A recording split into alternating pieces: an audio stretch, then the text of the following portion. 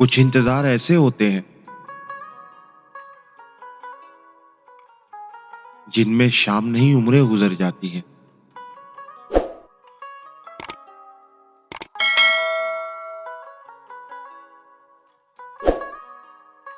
अक्सर बुरा वक्त आने पर ही हमें समझ आता है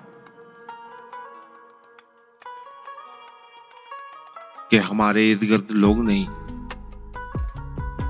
बल्कि इनकी जरूरतें चल रही होती हैं।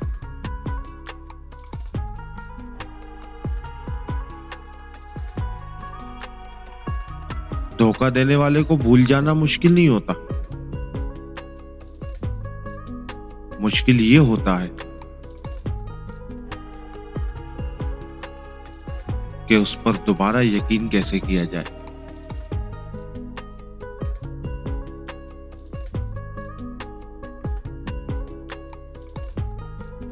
दिल के किस्से और नसीब के अधूरे हिस्से। जब अल्लाह कुन फरमाएगा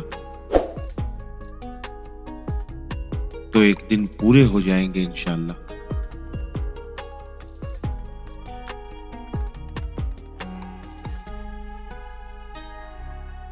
सहारे की आदत नहीं है मुझे,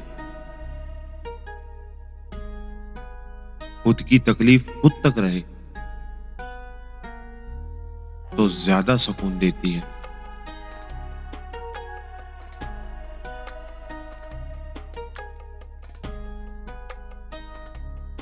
एक खुदाई है जो सजदों से मान जाता है, वरना ये इंसान तो जान लेकर भी राजी नहीं होते।